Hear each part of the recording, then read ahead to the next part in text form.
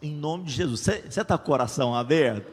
Então ele vai fazer uma apresentação daqui com a Paula, né? A Paula vai falar um pouquinho, e aí você está liberado, viu, Felipe? Passei para eles lá os slides. Amém, graça e paz do Senhor Jesus, amém? Gente, antes de tudo eu preciso contar para vocês um milagre inacreditável que Deus fez na minha vida, que ninguém acredita que isso seria capaz. Eu casei, né? Então, se Deus fez um milagre desse na minha vida, pode fazer na vida de vocês também. Olha aí o pessoal, essa é a Paula, minha esposa. Eu conheço a minha esposa e eu sei que ela morre de vergonha, então eu vou livrá-la de falar em público. Mas obrigado, meu amor. É uma honra estar aqui com os irmãos. Meu nome é Felipe Breder, sou pastor de ensino na Primeira Igreja Batista em Campo Grande, Mato Grosso do Sul, lá no Pantanal, do lado do Pantanal.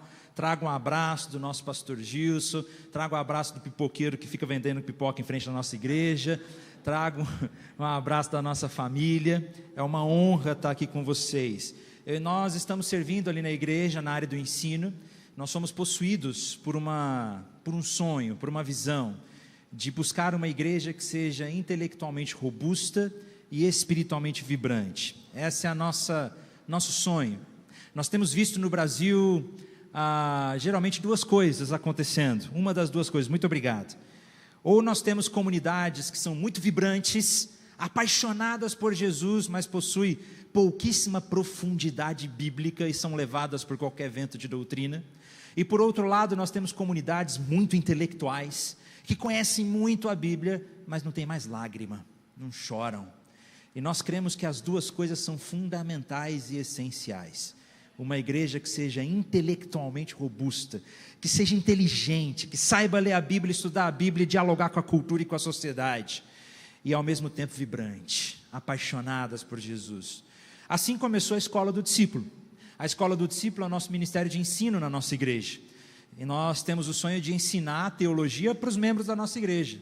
Com o tempo, a Escola do Discípulo foi crescendo, e nós começamos a gravar alguns vídeos, algumas aulas. Nós começamos a gravar algumas aulas para os membros da nossa igreja. Nós nunca tínhamos pretensão de ser youtubers. Eu não sou youtuber, eu sou pastor. Sou pastor de igreja, eu amo igreja. Mas com a graça de Deus, as pessoas começaram a achar o nosso canal e assistir às aulas. E as coisas começaram a ser muito maiores do que nós imaginávamos. Nosso canal no YouTube hoje conta com mais de 600 mil inscritos. Então, mais de 500 mil de pessoas nos acompanhando no Brasil. Nós temos feito um trabalho na internet de exposição bíblica, de estudo bíblico, documentários sobre a história da igreja, documentários sobre apologética. Nós temos muito bons conteúdos ali no canal. Se você quiser conhecer um pouco do nosso ministério, digita no YouTube, Escola do Discípulo, você vai encontrar o nosso material lá. Inclusive, deu certo o vídeo, o link do vídeo deu certo? Então, beleza, eu vou mostrar para vocês um trailer do nosso último documentário. Nós fizemos um episódio sobre a confiabilidade da Bíblia. Então eu quero mostrar para vocês esse trailer, para que depois, quando vocês chegarem em casa hoje à noite, vocês assistam.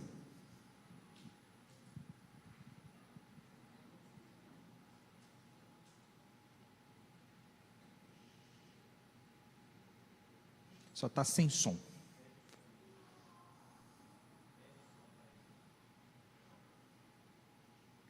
Bom, se não der certo, no final a gente passa também. Não tem problema. Aí.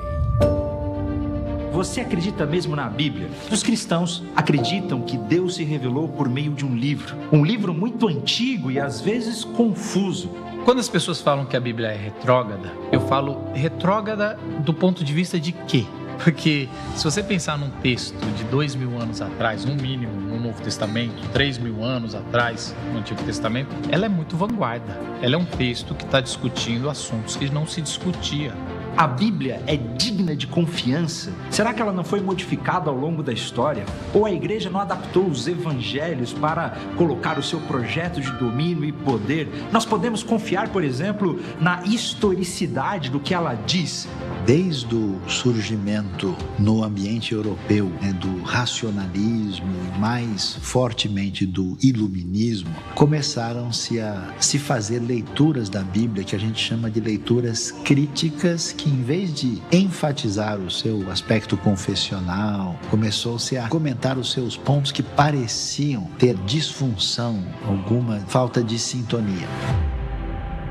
Será mesmo que nós podemos confiar nesse livro? Esse é o tema que nós vamos abordar no nosso último episódio das Grandes Questões da Vida.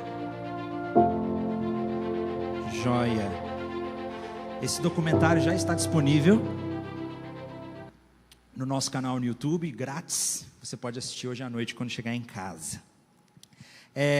Eu tinha passado um slide, mas eu não vou precisar usar, tá joia?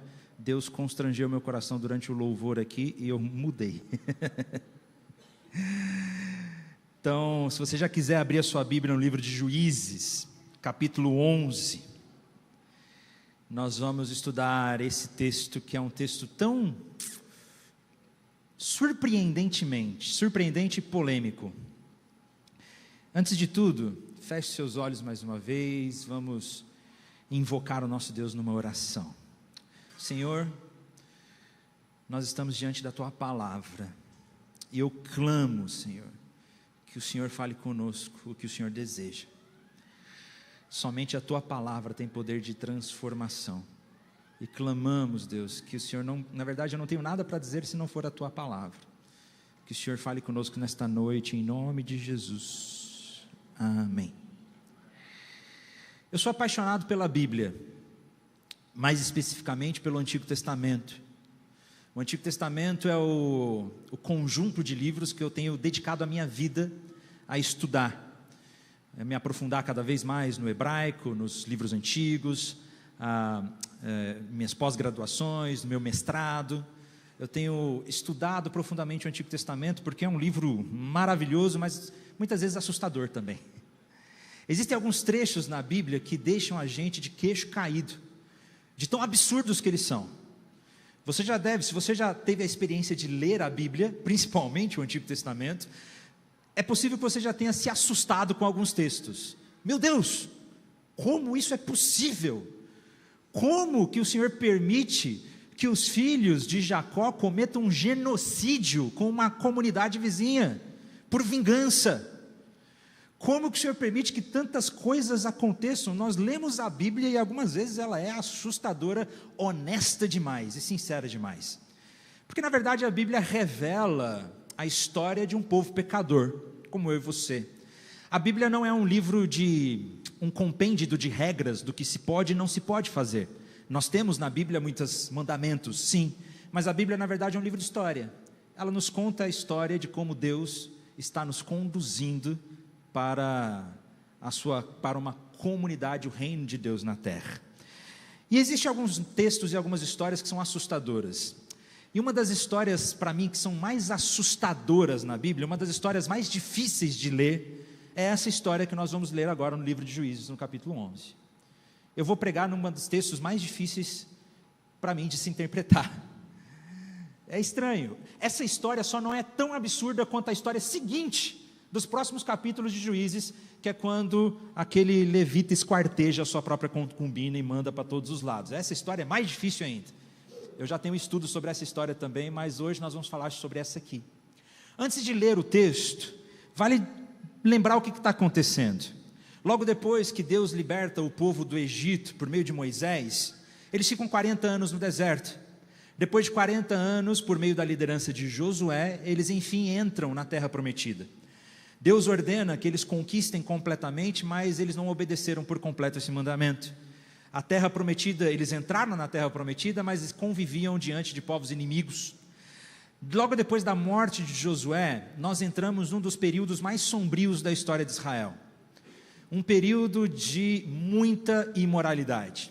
Um período onde o povo vive num ciclo, onde ele está bem com Deus, depois está mal com Deus, está bem com Deus, está mal com Deus, está bem com Deus, está mal com Deus. Eles vivem se esquecendo de quem Deus é e se curvando diante de outros deuses e falsos ídolos. Na verdade, falsos deuses e ídolos.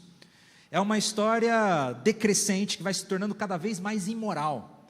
O primeiro juiz é o período dos juízes que nós chamamos, um período de cerca de 250 anos da história. Durante esse período nós começamos com o primeiro juiz, que é o melhorzinho, nós vemos quase nada de ruim nele, mas as coisas vão se tornando cada vez piores e piores e piores, até chegar no último juiz, que é Sansão, que é o mais imoral de todos. A história não está muito boa.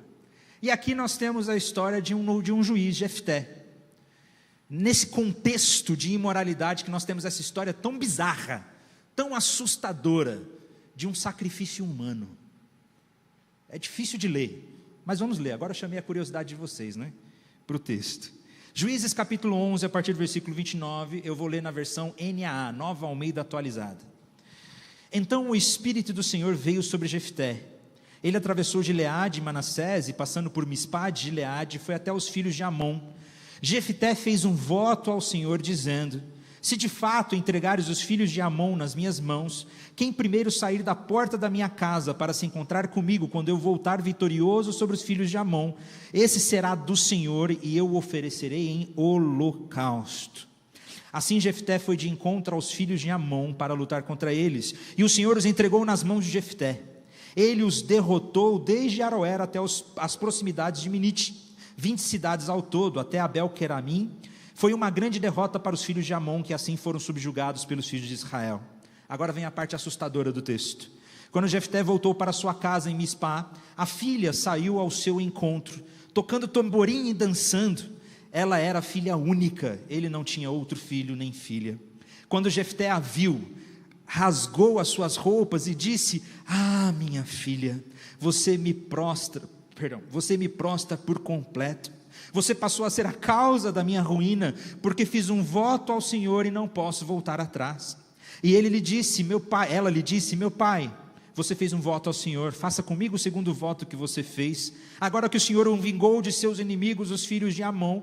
Ela disse mais a seu pai: que me seja concedido isso, deixe-me por 2 meses para que eu vá e desça pelos montes e chore a minha virgindade, eu e as minhas companheiras. O pai consentiu, dizendo: vá. Deixou aí por 2 meses. Então ela foi com as suas companheiras e chorou a sua virgindade pelos montes. Ao fim de 2 meses ela voltou para o seu pai e lhe fez segundo o voto que tinha feito. Assim ela nunca teve relações com homem algum.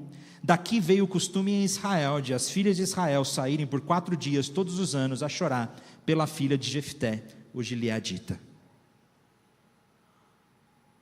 Muito bem, nós temos aqui uma história bizarra de um sacrifício humano. É difícil até de ler a história. A história de Jefté começa com ele sendo um criminoso. Ele é um criminoso, filho de prostituta, provavelmente um mercenário, e ele é levantado por Deus, graciosamente, a graça de Deus o levanta para ser um dos juízes que libertaria Israel. Ele então é levantado por Deus para libertar Israel, mas antes da batalha, para libertar Israel da opressão. E por que Israel está sendo oprimido? Porque mais uma vez eles se esqueceram do Senhor e se entregaram a falsos deuses. Nosso coração se esquece facilmente. E então o povo se esqueceu e Jefté é levantado por Deus, e antes da batalha ele faz um voto, uma promessa. Ele diz: Senhor, se o Senhor me der a vitória, quando eu chegar em casa, eu vou oferecer em holocausto a primeira pessoa que sair da porta da minha casa. Quando ele retorna vitorioso da batalha, ele se encontra com a sua filha, a sua única filha. E o mais bizarro de tudo é que ele cumpre o seu voto, e ele mata sua própria filha, e sacrifica sua própria filha a Deus. Essa é a história que a Bíblia nos conta. Como eu disse, existem algumas histórias na Bíblia que nos deixam perplexos. O que aconteceu aqui? Por que Deus permitiu que algo acontecesse? Que essa história acontecesse? E a pergunta maior ainda: por que essa história está na Bíblia? Por que o autor de Juízes nos escolheu contar essa história? Essa história é bizarra. Essa história é tão difícil que muitos estudiosos, na verdade muitos pastores e teólogos no passado, tentaram amenizar essa história, trazendo outras interpretações. Algumas pessoas vão dizer que o que aconteceu aqui não foi um sacrifício humano, mas que Jefté estava pensando não numa pessoa, mas ele estava pensando num animal. Quando ele chegasse na sua casa, sairia de lá um animal, um cordeiro, Então era isso que ele tinha em mente. Essa história não faz sentido, porque se ele realmente estivesse pensando no animal, ele não imaginaria que se sua filha saísse, ele deveria cumprir o mesmo voto.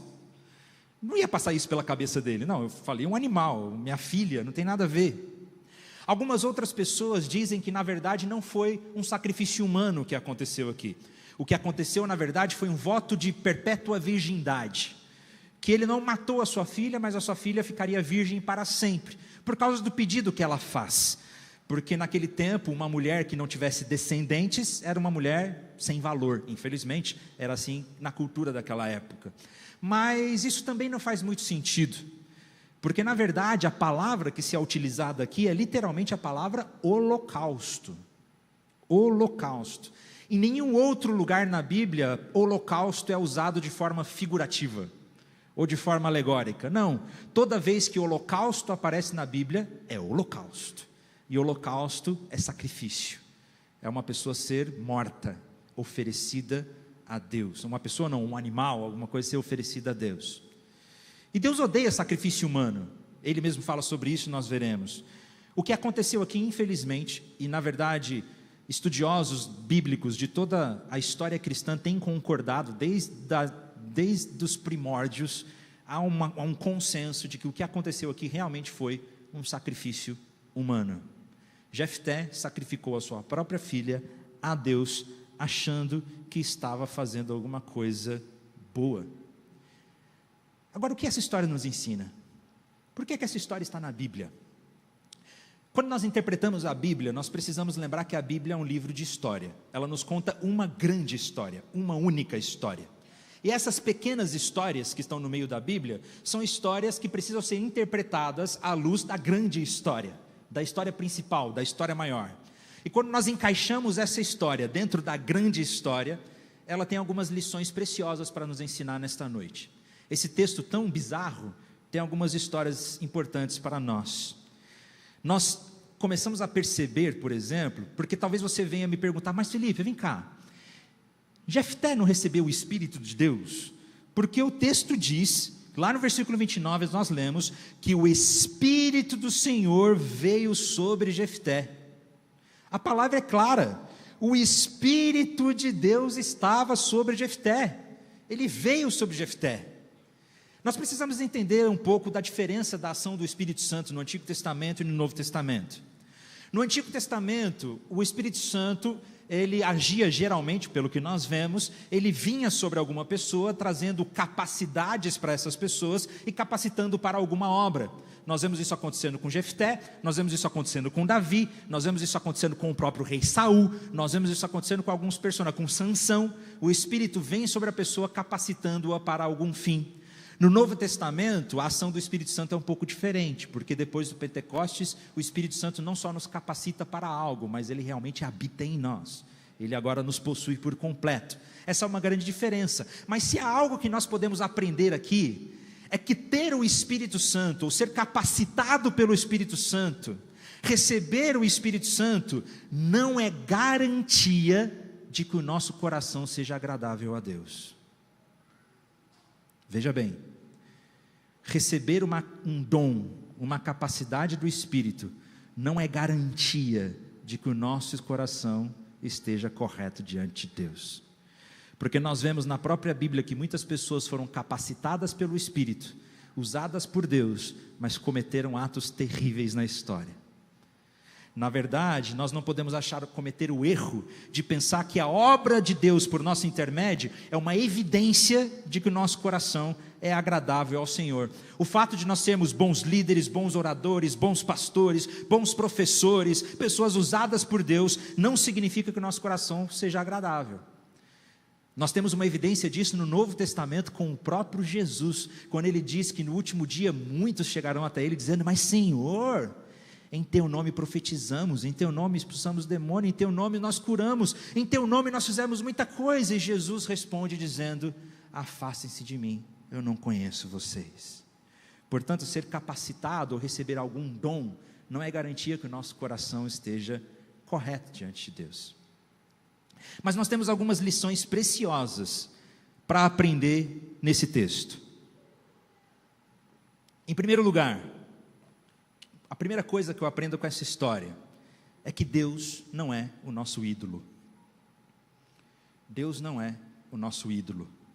Eu vou tentar explicar o que eu quero dizer.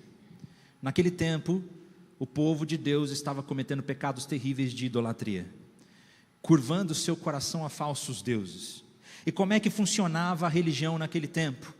As religiões naquele tempo funcionavam como uma espécie de restaurante à la carte, onde você oferece dinheiro ou oferece alguma coisa para receber o que você quer, o que você deseja.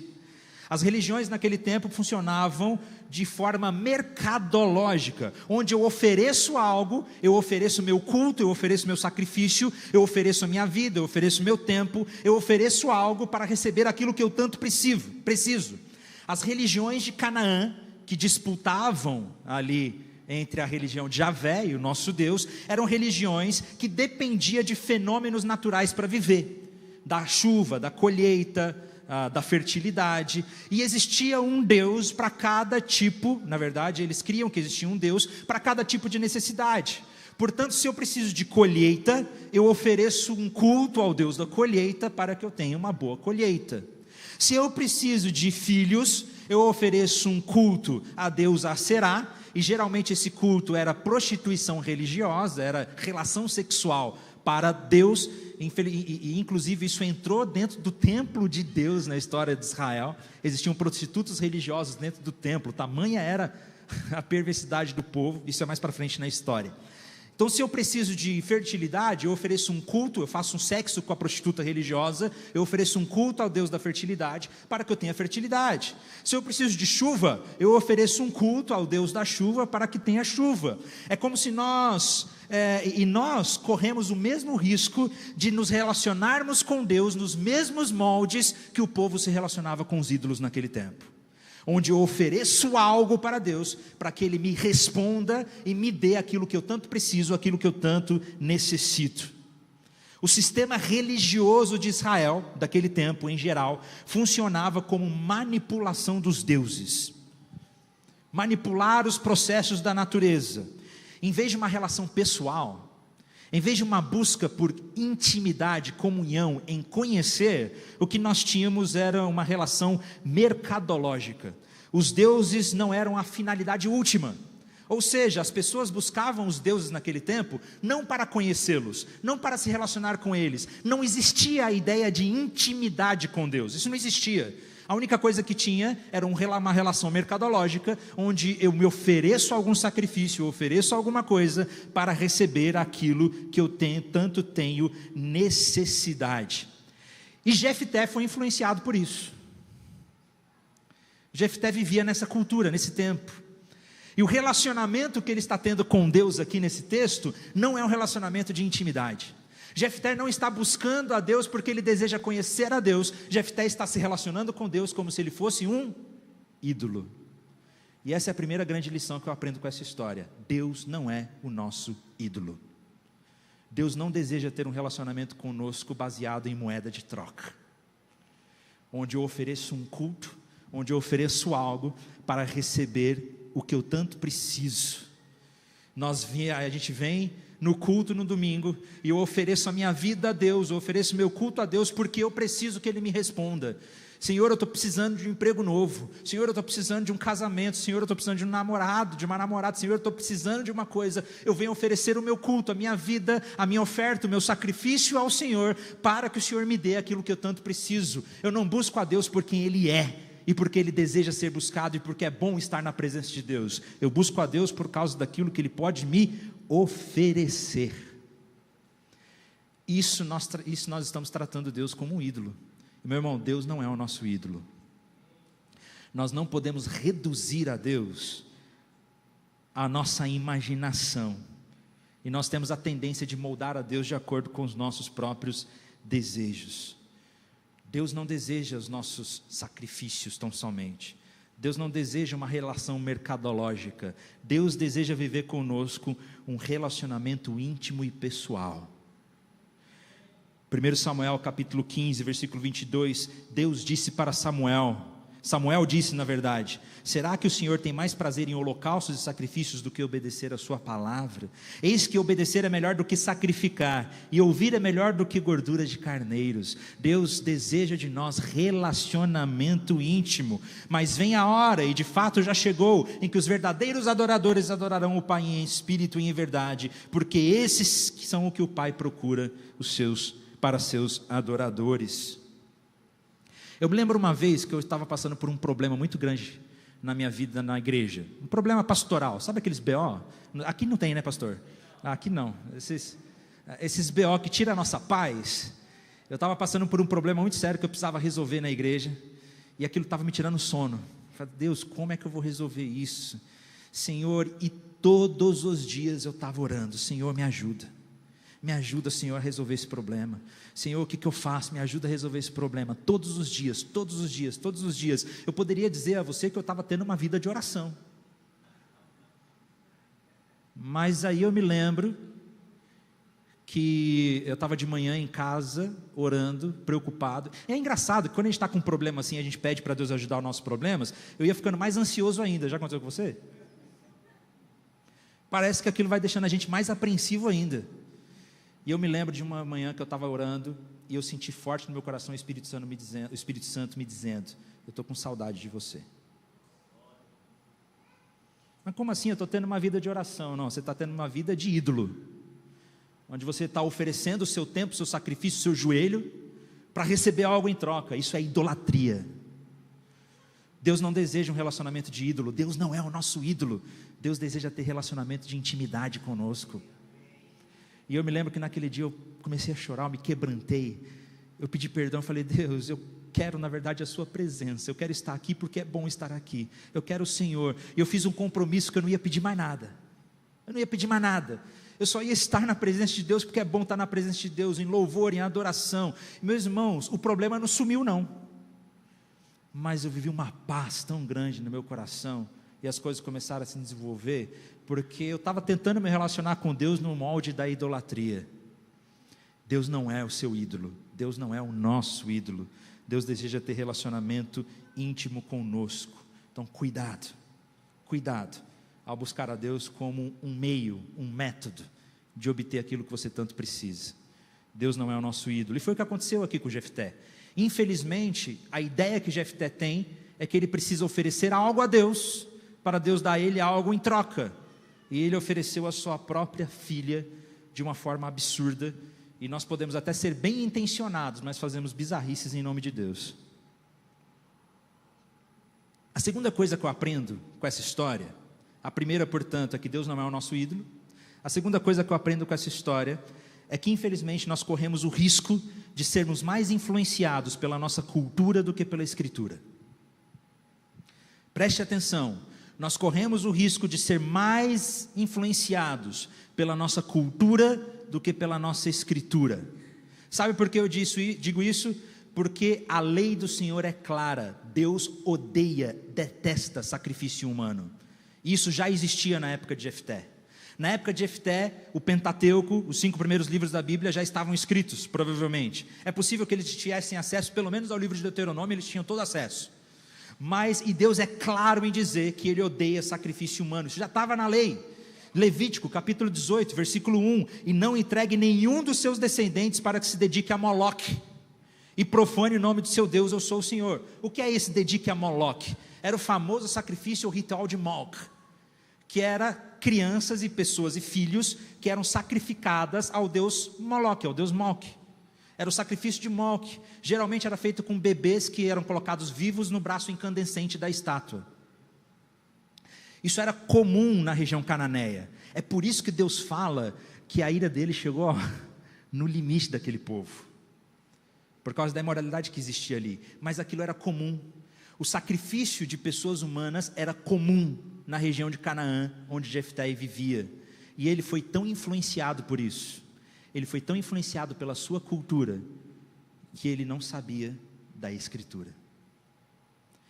Nós corremos o risco de ser mais influenciados pela nossa cultura do que pela Escritura. Meus irmãos, eu não tenho dúvida de que o que a igreja brasileira mais precisa, a maior necessidade da igreja brasileira, é profundidade nas Escrituras. É conhecer a palavra de Deus. É conhecer a Bíblia. Nós somos muito mais influenciados pela nossa cultura do que pela Bíblia.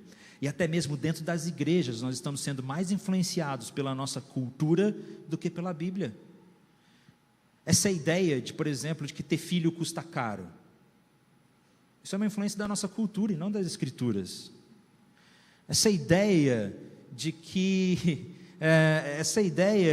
nós precisamos buscar ficar feliz, ser contente, ter prazer, isso é uma ideia da nossa cultura e não da Escritura. Muitas igrejas que oferecem um Jesus terapeuta. Jesus não quer ser nosso terapeuta, Jesus quer ser o nosso rei, senhor e dono.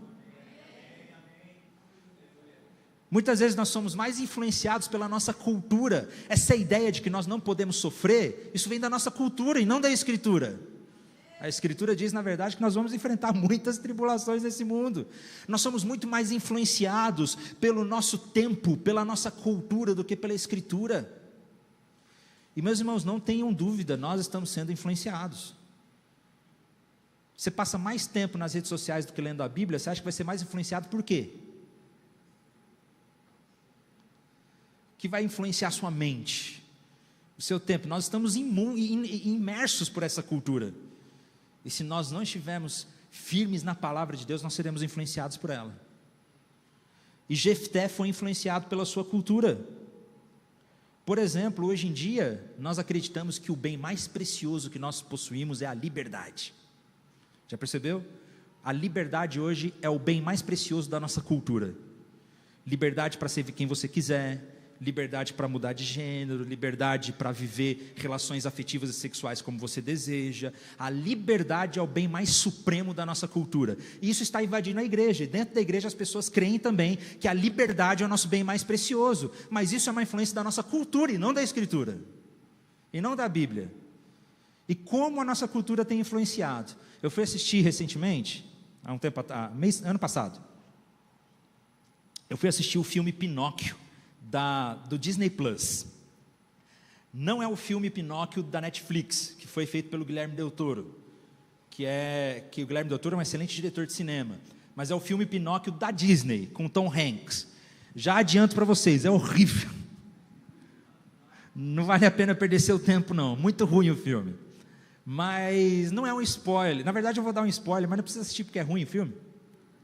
Mas quem lembra o que acontece com o Pinóquio no final da história do Pinóquio? Ele vira um menino de verdade, lembra? Ele é transformado pela fada azul no menino de verdade. E aí eu estou lá assistindo o filme do Pinóquio, que era ruim, eu já estava quase desistindo. Eu falei, cara, que filme ruim. Estava quase desistindo, mas eu queria chegar até o final para ver, né, como eles iam contar a história. E é interessante que no final, no filme da Disney, do Disney Plus, o Pinóquio não é transformado no menino. Sabe o que acontece? Se você sente que é um menino, você é um menino. Olha só, gente. Olha a ideia da nossa cultura que já está, né? Se você sente que é um menino de verdade, então você é um menino de verdade. Eu falei, meu Deus do céu. Olha como a nossa cultura está influenciando. E nós estamos sendo influenciados por isso. Nós corremos o risco de ser mais influenciados pela nossa cultura. E os nossos corações muitas vezes são aquecidos pelo que a nossa cultura oferta. E esse foi o grande erro de Israel na época dos juízes. Porque na época dos juízes, os olhos deles ficaram encantados com as culturas ao seu redor. E disseram, nós queremos ser como eles. Quando eles pediram um rei para Deus, eles disseram, nós queremos ser como os outros povos. Não é que eles queriam um rei de fato, eles queriam ser como os outros povos. Estavam sendo influenciados pela cultura pagã. E nós tornamos um Deus, o nosso Deus como a nossa imagem e a nossa semelhança.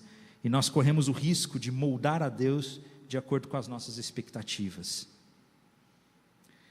Quando nós nos afastamos da palavra, por isso que eu sou fiel defensor da exposição bíblica, eu sou fiel defensor de nós conhecermos a palavra de Deus, porque quando nós perdemos a palavra, quando nós nos afastamos da palavra, nós com certeza vamos criar um Deus de acordo com a nossa imaginação, um Deus de mentirinha que nunca discorda de nós, um Deus que nunca dá problema nenhum. Foi exatamente esse o pecado que o povo cometeu lá no deserto, quando Arão construiu aquele bezerro de ouro. Quando Arão construiu o bezerro de ouro, ele não estava construindo um outro Deus, ele estava construindo uma imagem para Deus, o Deus Yahvé. Tanto é que quando eles terminam de construir o bezerro de ouro, eles dizem, vamos festejar a Yahvé, a Javé, Jeová, o nosso Deus. Então aquela imagem, o que eles quebraram ali não foi o primeiro mandamento, de não tenham deuses outros de mim, não tem outros deuses diante de mim. O que o povo quebrou ali foi o segundo mandamento, de não tenham imagens. Eles criaram uma imagem de Deus. O que aconteceu? O que Arão fez? Arão pegou a grandiosidade de Deus e reduziu ele a uma estátua de ouro. Moldou Deus de acordo com a sua própria expectativa. É isso que nós fazemos quando nós nos afastamos da Bíblia. Quando nos afastamos da Bíblia, a gente cria um Deus de mentirinha, um Deus de acordo com a nossa imaginação, um Deus que nunca discorda de nós, um Deus que não é verdadeiro. E aí a gente começa a dizer, olha, eu creio que Deus é bom, mas não que Ele é justo. Eu creio que Deus é misericordioso, mas não que Ele é punitivo. É ofensivo falar para a nossa cultura hoje que Deus é um juiz justo. Não, tem que ser Deus de amor.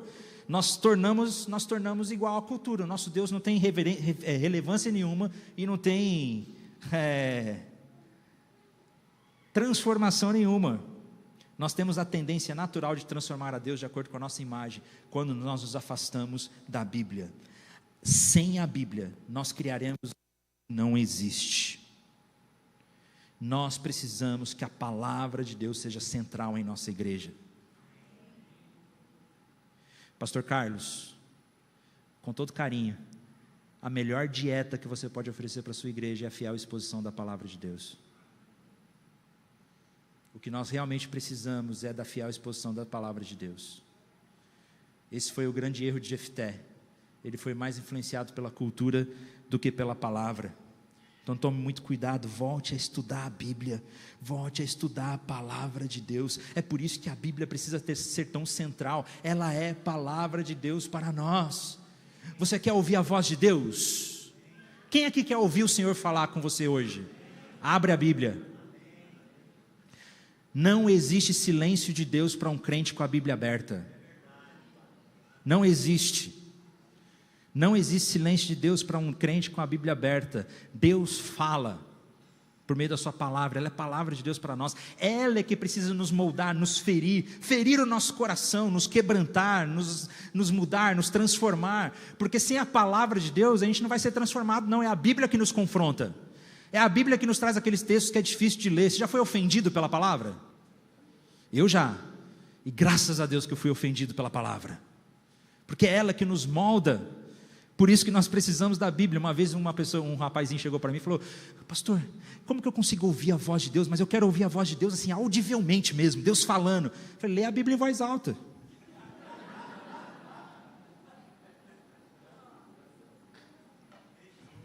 A palavra de Deus, quer ouvir a voz de Deus? Lê a Bíblia em voz alta. O único lugar seguro que nós temos para sermos moldados, transformados, avivados, é por meio da palavra de Deus e das Escrituras. Por fim, o que eu aprendo com essa história? Primeiro, que Deus não é o nosso ídolo. Segundo, nós corremos o risco de ser mais influenciados pela nossa cultura do que pela Escritura. E em terceiro lugar, nós temos uma dificuldade tremenda de confiar e acreditar na graça de Deus. Nós temos uma dificuldade de acreditar que Deus é um Deus gracioso. A gente tenta fazer por merecer o favor de Deus. Interessante que as Escrituras deixam claros que o Espírito de Deus veio sobre Jefté. A vitória é garantida. Deus deu a vitória para Jefté, tanto que ele entra no livro, ele entra nos heróis da fé em Hebreus. Olha só, mesmo tendo cometido um ato tão bizarro, ainda assim, pela graça, e não porque ele merece, pela graça, ele foi incluído como um dos heróis da fé. Mas é interessante que Deus garantiu a vitória para Jefté. Ele vai ser vencedor, mas nós temos muita dificuldade em confiar na graça de Deus. A gente quer fazer alguma coisa para fazer por merecer, né? Não, eu preciso merecer, eu preciso a graça de Deus é tão boa assim, mas muitas vezes a gente não consegue confiar nela, e a gente tem que fazer para merecer o favor de Deus. Eu me lembro quando eu era solteiro, mais jovem, adolescente, na minha época da adolescência, eu sofri muito com um vício em pornografia. E eu me lembro uma vez que eu tinha pecado, eu tinha caído, eu estava me sentindo mal, eu estava me sentindo miserável. Eu estava me sentindo o pior de todos os homens, eu caí mais uma vez, eu estava me sentindo mal. E aí, na minha cabeça, eu precisava fazer alguma coisa para merecer o perdão de Deus. Então, eu preciso ficar de joelho aqui horas, até meu joelho doer. Se eu tivesse um chicote, eu ia me auto-flagelar, porque eu preciso merecer o perdão de Deus. Eu preciso ficar aqui, eu preciso orar, eu preciso de alguma forma merecer o perdão de Deus. E eu lembro que naquele dia, um rapaz de uma célula minha me ligou, falou: Felipe, eu era um adolescente naquela época, né? Felipe, me ajuda, eu pequei, eu estou precisando de ajuda. Naquela hora eu me senti tão horrível, eu falei: meu irmão, me perdoa, eu não consigo te ajudar. E eu fiquei mal. E aí eu tive um tempo com Deus, e naquele dia, o Espírito Santo começou a falar comigo, dizendo, me levando ao texto, de quando Pedro negou Jesus, e Jesus se encontra com Pedro novamente, e ele começou a dizer: Felipe, você me ama? E eu falei: não te amo como eu gostaria de amar. Eu te amo, mas não te amo como eu gostaria de amar. Então cuida das minhas ovelhas. Você me ama? Senhor, eu te amo, mas você me ama? Senhor, eu te amo, mas não como eu gostaria. E ele fala: cuida das minhas ovelhas. E naquele dia, ele me levou a palavra dizendo: creia que não há mais condenação para aqueles que estão em Cristo Jesus. Se você está verdadeiramente arrependido do seu pecado, não há mais condenação. Eu me lembro que eu me levantei com uma ousadia, sabendo que eu fui perdoado. A graça de Deus me alcançou. Eu peguei meu telefone e comecei a ligar para aquele rapaz, falei: cara, vamos orar junto, agora sim eu tenho condições de te ajudar. De reconhecer que a graça de Deus me alcançou. E quando eu entendi o tamanho do amor de Deus, o tamanho da graça que me alcançou, foi justamente isso que me fortaleceu, me trouxe um temor, para que eu não voltasse para aquela vida, para que eu não pecasse mais, e eu fosse completamente liberto da pornografia. Eu não estou falando de graça barata, não. Eu não estou falando daquela graça que Deus perdoa tudo, você pode continuar vivendo a sua vida, não, mas da graça transformadora, a graça que nos sustenta. Mas a gente tem uma dificuldade de receber essa graça. Deus garantiu a vitória para Jefté, mas eu preciso fazer por merecer. Eu preciso oferecer um sacrifício, eu preciso oferecer um holocausto, para merecer essa graça. Graça é imerecida, meu irmão. Graça a gente não merece mesmo, ela nos é presenteada. Por isso, receba a graça de Deus sem dificuldade, porque enquanto você tentar comprar ou merecer o favor de Deus, vai ser como se você estivesse correndo numa esteira ergométrica, que você se cansa e não sai do lugar, você não vai chegar em lugar nenhum. No jardim do Éden, a primeira mentira que Satanás nos deu, foi a mentira de desacreditar que Deus realmente tinha interesse por nós. Você acha mesmo que Deus está dizendo a verdade? Deus não se importa com você, não. E desde então a gente acha que tem que controlar a Deus de alguma maneira, de fazer por merecer alguma coisa, mas nós precisamos ter confiança na graça e no amor de Deus. Mas essa história não termina aqui. Toda a história do Antigo Testamento aponta para um lugar só. O Antigo Testamento é uma grande jornada. O Antigo Testamento é uma grande jornada de Deus conduzindo o seu povo até o Messias, Jesus Cristo. Jesus Cristo é o verdadeiro cumprimento de tudo. Jesus Cristo é o verdadeiro Jefté. Jesus Cristo é o que Jefté não foi. Ao invés de oferecer um holocausto de alguém, o próprio Jesus se sacrificou por nós. Foi Ele que se entregou por amor a você. Ele foi fiel até o fim, até a morte e morte de cruz. E por meio de Jesus Cristo agora, nós temos um pleno e íntimo relacionamento com Deus, que não é mais baseado em idolatria, mas em intimidade. Jesus abriu o caminho. Quem estava ontem à noite lá no Vox Day, eu falei que o sangue de Jesus rasgou o véu e abriu o caminho até o Santo dos Santos. Por meio do sangue de Jesus, agora nós temos ainda mais amor e acesso à sua própria palavra, e nós podemos aprender dele e ser parecido com ele, e não sermos influenciados pela nossa cultura, mas por ele. E Jesus nos ofereceu perdão gratuito e imerecido, e é isso que nós precisamos aprender com ele. Portanto, o que nós aprendemos com a história de Jefté, infelizmente, é como não ser como ele. E a gente tem esses exemplos na Bíblia. Foi por isso que o autor nos escreveu. Na verdade, o autor de Juízes escreveu o livro de Juízes para mostrar que todo líder humano não é suficiente. Ele é insuficiente. Os juízes passaram e não conseguiram resolver o problema. Depois veio a monarquia, o rei Saul, o rei Davi, mas a gente viu que a monarquia também não foi capaz de resolver o problema. O povo continuou pecando. O que eles precisavam de fato era de um rei verdadeiro. Quando o autor de Juízes escreveu essa história, ele conta no final do livro, ele diz o seguinte: não havia rei em Israel, e cada um fazia o que era certo aos seus próprios olhos. O autor de Juízes escreveu o livro de Juízes como uma apologia à monarquia. Ele estava defendendo a necessidade de um rei. O que o autor de Juízes estava dizendo é o seguinte: olha só, quando um povo não tinha rei, olha como era, as coisas ficaram cada vez pior, a gente precisa de um rei. Foi por isso que ele contou a história de Gideão, a história de Jefté, a história de Sansão. Ele nos contou a história dos juízes justamente para mostrar, olha, a gente precisa de um rei, senão a gente não vai conseguir. E Deus deu um rei. Mas a gente descobre que o rei também fracassou. O rei não foi o bastante. O rei também não deu conta. O que o livro de Juízes nos ensina é que nós não precisamos de um rei humano. Não vai ser um rei humano que vai nos salvar. Nós precisamos de um verdadeiro rei, melhor e verdadeiro, que é Jesus Cristo em nossa vida. Amém? Glória a Deus. Vamos ficar em pé e vamos orar. Senhor, obrigado pela Tua palavra. Ela é viva, verdadeira, mais cortante que uma espada de 2 gumes. Ela é que nos transforma e é dela que nós precisamos. Não nos permita afastar da Tua palavra. Não nos permita esquecer da Tua palavra, como aconteceu na época do rei Josias, quando eles se esqueceram da lei dentro do santuário do Senhor. Mas que nós possamos encontrar a Bíblia como o rei Josias encontrou, e que por meio da leitura da palavra houve um dos maiores avivamentos que nós conhecemos na história de Israel. Que o Senhor nos avive por meio da palavra. É isso que nós precisamos. Coloque em nosso coração desejo de ouvir a Tua voz por meio da Bíblia. É o que nós oramos no nome de Jesus. Amém e amém.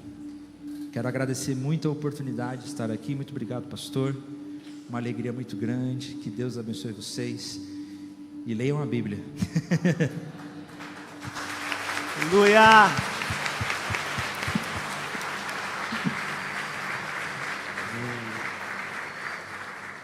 Vamos fazer uma oração, né? Pelo pastor Felipe. Vem cá, Paulo. Vou te dar o microfone para você falar nada, não. Vem cá. Irmãos, que coisa maravilhosa, né? Tremendo. Vou pedir para o Carta Escrita nos conduzir num louvor aqui, para a gente terminar com o louvor. Mas nós vamos fazer uma oração por esse casal, né? Pedir que o Senhor o recompense com a graça dele, a bondade dele, o sustento dele. E que coisa maravilhosa, o cuidar de Deus, né? Trazer o Felipe lá do Mato Grosso do Sul, lá de Campo Grande, e para falar. Ele tinha planejado uma outra palavra, né? Aí Deus falou para ele assim: não, fala sobre isso. Cuidar de Deus comigo, com você. Você entende isso? Cuidar de Deus. Falou para o filho dele, falou: não, minha igreja precisa ouvir isso aqui, ó. Fala com eles sobre isso. Eu não sou como qualquer ídolo.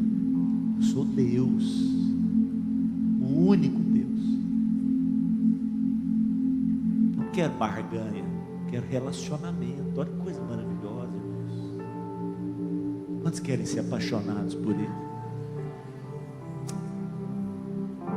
De dizer: o Senhor é aquele que nos leva a vencer, não por aquilo que nós somos, mas por aquilo que Ele é. Aquilo que Ele é. Não precisa comprar o favor de Deus. Amém? Não precisa comprar o favor de Deus. Que coisa maravilhosa. Quantos foram abençoados, irmãos? Vamos viver isso, né? Quantos querem que Deus fale com vocês de novo? Então leia a Bíblia. Pastor Felipe, nós temos um desafio aqui todo ano, leitura da Bíblia todo ano, tá? Vamos dar um, pega aqui pega o folder aqui. Pastor Felipe vai levar uma lembrancinha nossa aqui. todo ano, pastor Felipe, aqui, né? Plano de leitura, porque nós queremos que essa igreja cresça no entendimento das Escrituras, uma igreja sadia na palavra de Deus. E vamos agradecer. Vem cá, Sandra, vem cá também. Vamos agradecer a Deus, né? Não tem palavras para a gente agradecer o Senhor, esse presente que Ele trouxe para nós, lá do Sul Mato Grossense,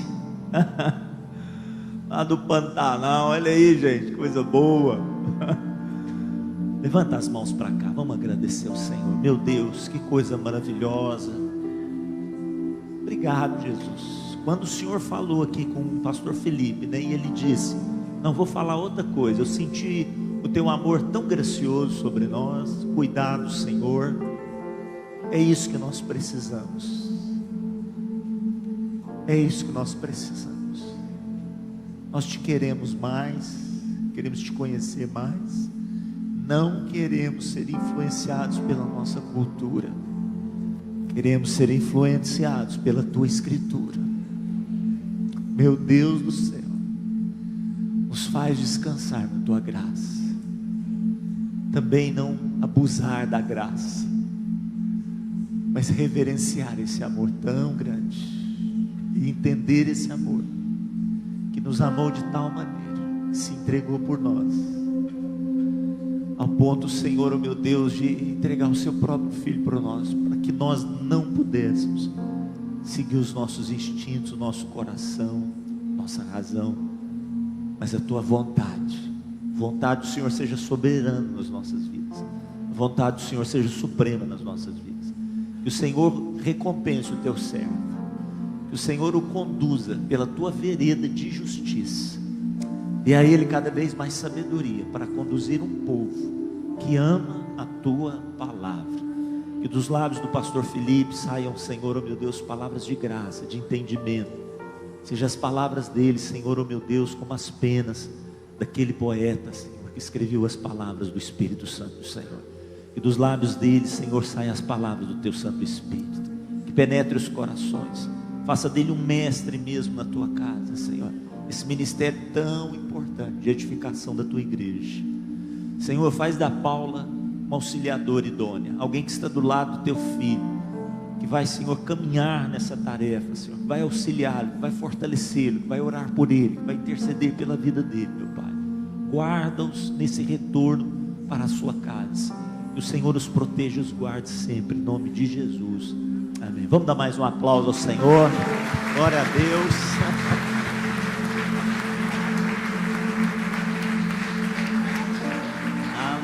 Coisa gostosa, irmãos, que coisa preciosa. Vamos adorar o Senhor antes da gente ir embora. Vamos cantar uma canção, né? O Carta Escrito vai nos conduzir aqui. Fecha os teus olhos, coloca teu coração na presença do Senhor, em nome de Jesus.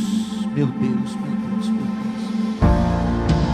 Espírito Santo, Espírito Santo, Espírito Santo. Adorada, adorada, adorada, adorada. Oh!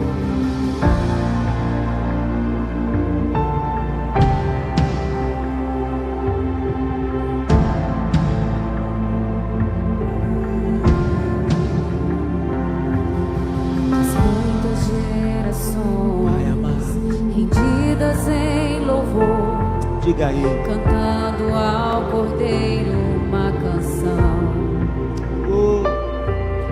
Os que em ti se foram e os que hão de crer, cantando ao Cordeiro uma canção. Aleluia. Teu nome é o mais alto, teu nome é o maior, teu nome é sobre todos.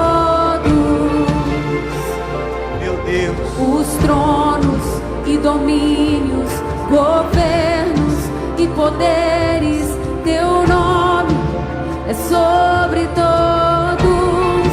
E os anjos cantam Que Ele é Santo, toda a criação, Santo, exaltado és, Santo.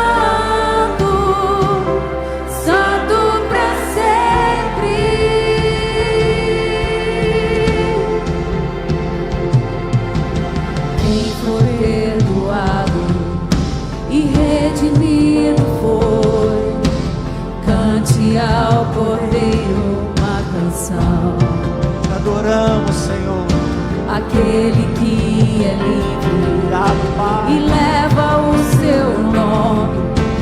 Cante ao Cordeiro uma canção.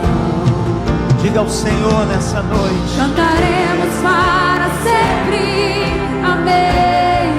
E os anjos clamam, Santo, toda a criação,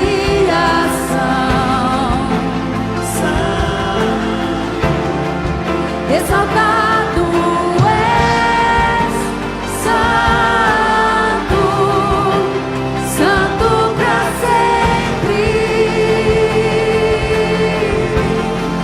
E o teu povo canta, santo, sim ao Rei dos Reis.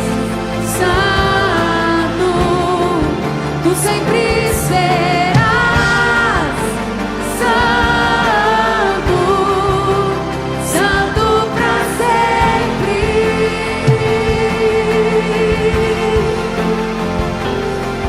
Teu nome é o mais alto, teu nome é o maior. Você pode levantar as suas mãos e dizer isso. Exalte aquele que é digno. Os tronos e domínios, governos e poderes, teu nome é sobre todos.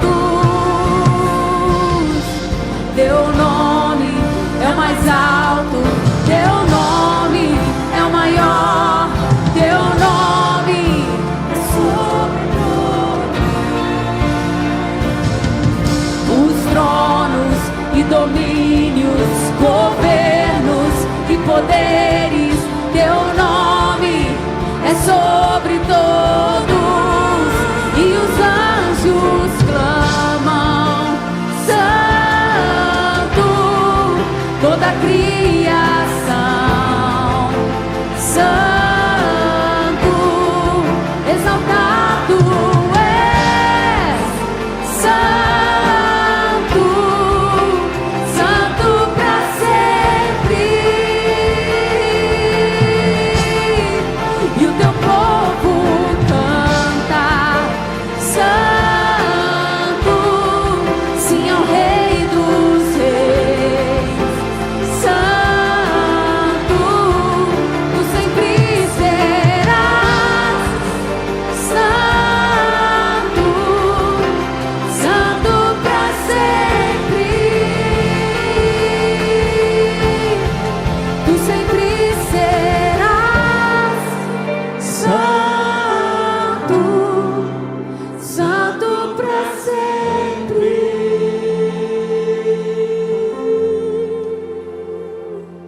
Meu Deus, não há outro como o Senhor, nem nos céus e nem na terra.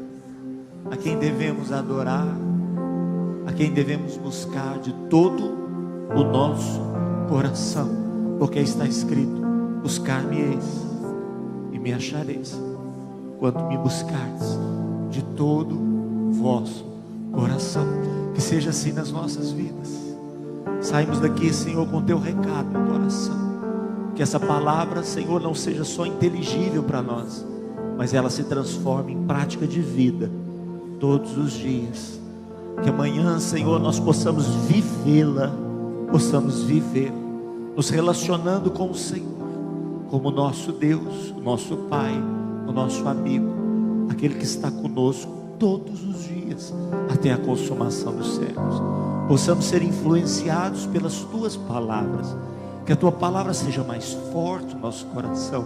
Arranca de nós o espírito de Saul, que quer agradar, Senhor, as pessoas, que quer agradar, Senhor, o homem, e desagrada a ti. Retira de nós, Senhor, todo o desejo de fazermos por merecer, de sermos, Senhor, pessoas que te agradam por aquilo que fazemos, mas confiarmos que o Senhor nos ama, independente do nosso sucesso ou do nosso fracasso. O Senhor continua nos amando. Se cairmos, o Senhor nos levanta. Se continuarmos de pé, é para a honra e glória do Senhor. A ti todo o nosso louvor, a ti toda a honra, a ti toda a glória. Você pode dar um aplauso a esse Deus maravilhoso, um abraço no seu irmão. sabe? Antes de ir embora. Aleluia. Fala para ele, vamos ser cada vez mais apaixonados por esse Deus. O Senhor te abençoe, uma semana de vitória, de sucesso sobre a sua vida, em nome de Jesus. Terça-feira não tem o ponto de pregação, tá bom? Não tem o ponto de pregação nessa terça, só na próxima. Semana que vem a ceia do Senhor. O Senhor te abençoe.